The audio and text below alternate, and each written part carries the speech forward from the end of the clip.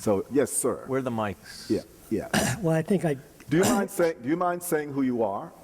yeah, my name is Peter Irwin, former Bard student, and actually a student of Heinrich Blücher.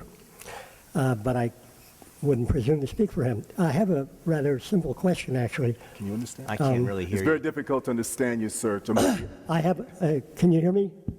Yeah, but Hello, does this work better? Sorry, it's the equalization. It sounds a little muffled. maybe I wasn't close enough to the microphone. Try it. Let's go for it. Is this better? Can you hear?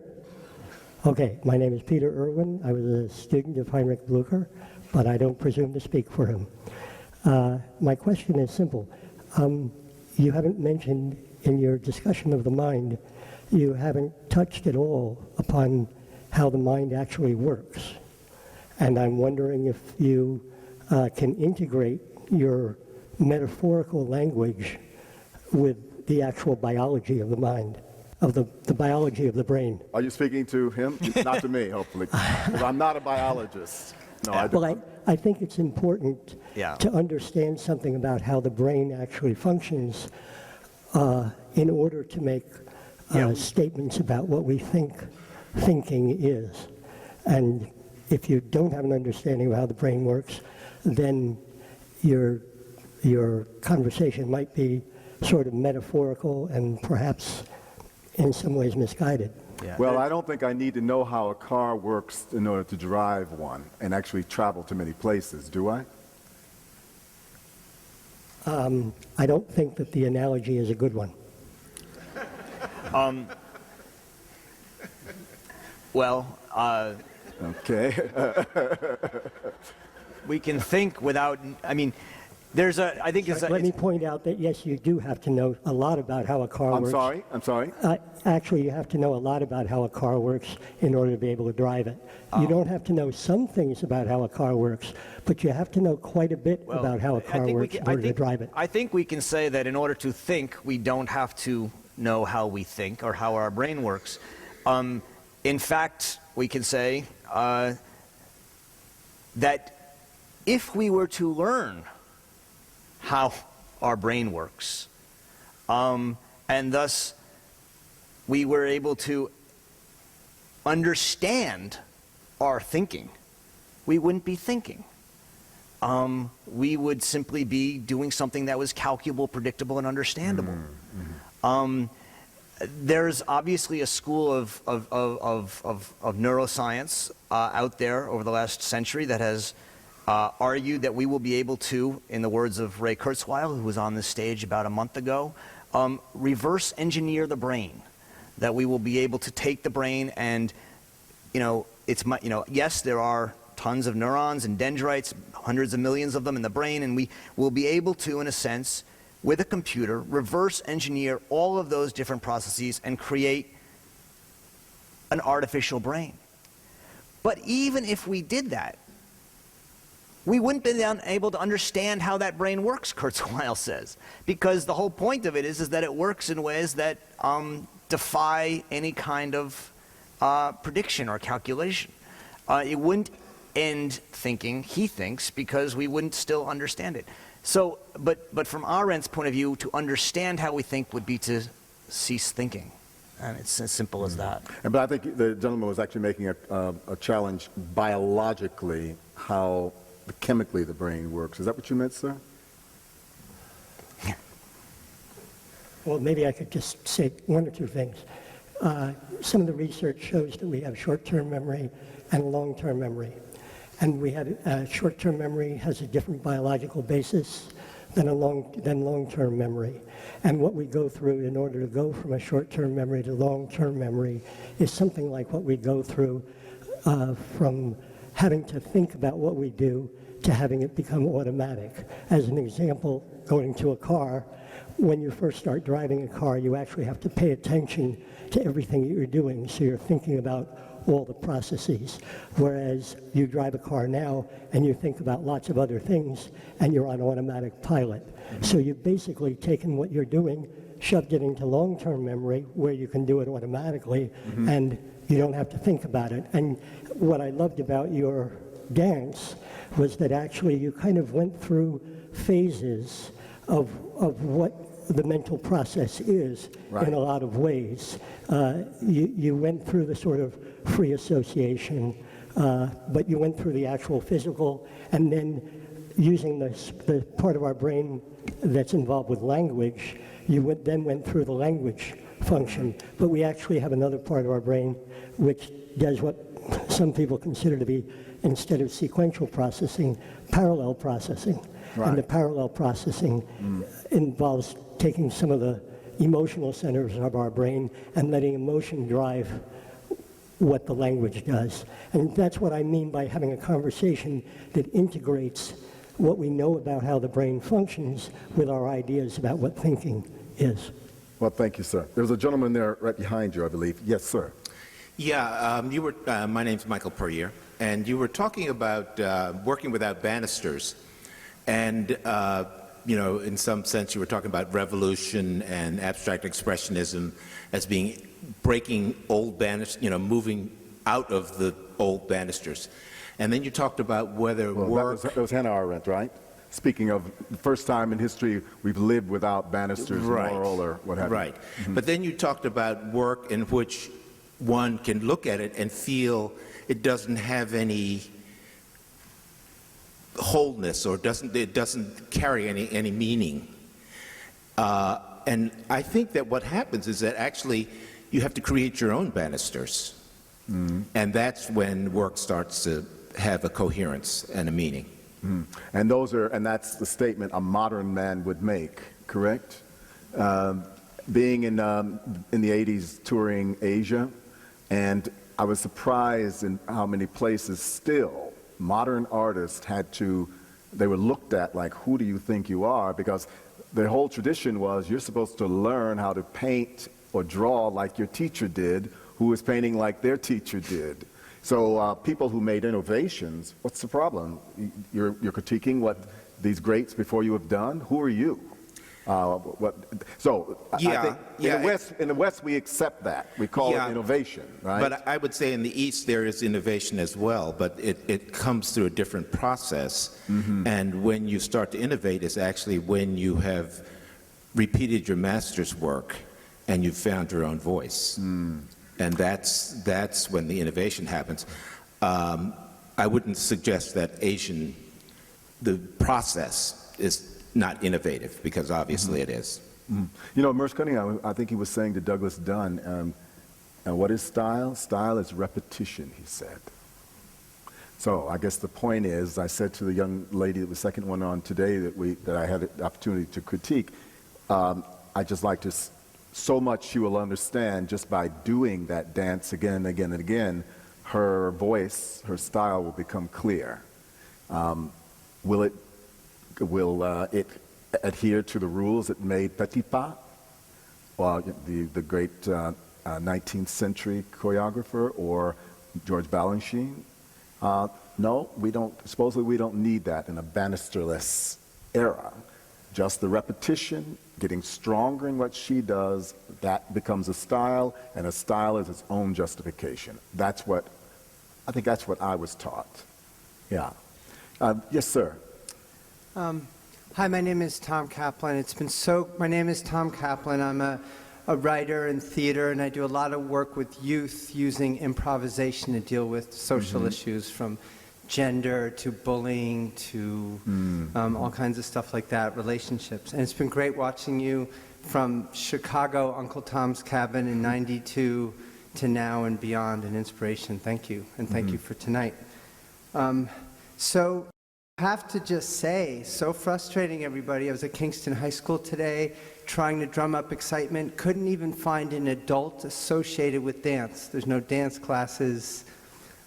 We have a need to kind of bring the love, and I just had to put that in there. And my question is, I'm going to try to put two questions out there, if you could deal with them both briefly so I could respect other folks trying to ask questions. One is, in one of your critiques, you talked about her exploring women's roles. And I'm wondering... I think that's what the choreographer said that he was doing. Okay, my bad.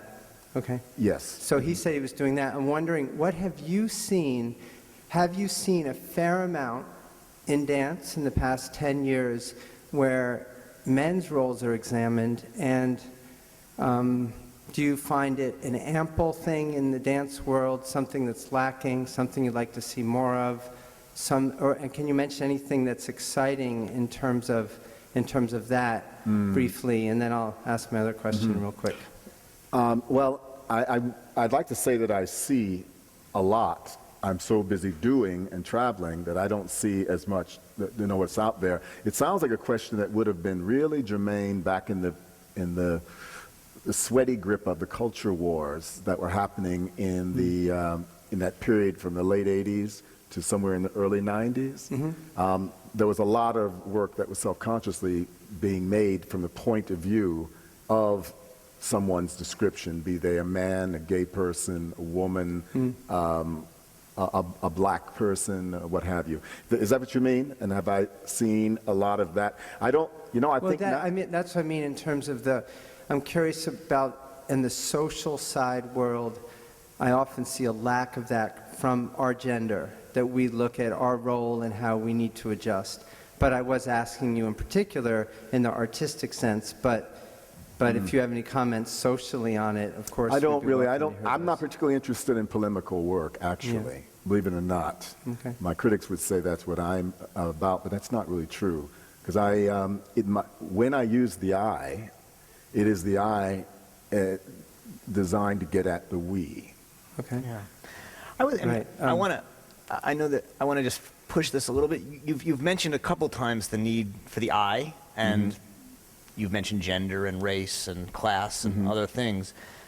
And yet, again, seeing the work that I've seen of yours, I don't see it as identity work in that way of self-expression. I see it much more along the, as you just said, attempt to speak a we. Do you see yourself? And actually trying to weigh in on the great question of what is poetry and what is beauty. All the things that. So Arendt says that poetry and philosophy have the same source. Yeah. And the same. She was quoting Heidegger, right? Quoting Heidegger. Yeah. Quoting Aristotle. Quoting many people. Rilke. We could quote many people on this. But the source is some inexpressible truth that can't be spoken in language, that has to be somehow brought into the world through metaphor, through language, through poetry, through philosophy, and through dance at its best is supposed to do it in a great way. Exactly. Yeah. Yeah. So So is it a personal truth? Is it an identity? Is a woman's truth different than? I mean, I'm just wondering why. Yes, it is. Yeah. Yes, it is. Okay. Yeah. It starts. Once again, Merce is with us tonight. Merce was saying, he differs from me. He says, dance is not about social issues. It may be informed by them, but it is not that. Now, he doesn't say what it is. He just says that, in other words, he's acknowledging that there is a person on stage who has a location. When you see Leah walk out, you see that she is a Caucasian woman, a particular body, short hair. You hear she speaks English. There's certain things you understand. That is what we see. We're not neutral. And then over time, depending on how persuasive she is, those things, not that they become not important, but that we change register somehow. And then she can begin to speak to fragility, fear, love, desire, all that stuff that we want art to make. My company it is harder than you think to keep a diverse group together. Yeah. Particularly if people are really allowed to be themselves. I think it's really hard right now for black people, let's say black working class people, to work with white educated people. This is really our way to put it, because there's a certain physicality, there's a certain sensuality, there are cultural references, there are feelings that come with being that black person from that neighborhood. Yep. And there's the same for a person who is a Bard-educated WASP. I'm not saying one is better than the other, but there's something that sometimes people in this particular moment that we're in right now, which is what's scary about it, is that people have decided, I'm a decent person, but quite frankly, I might work with you, but I don't want to socialize with you. I have nothing in common with you. That's right. And it's okay. And because I come from the generation, we shall all integrate. But I don't think that's really the case anymore. Yes, ma'am. Yes, thank you very much for opening this discussion for us. I wanted to offer one clarification before my question on Lincoln Kirstein, who did in fact say that quote about modern art. He was, however, a huge advocate of modernism, which is a different thing.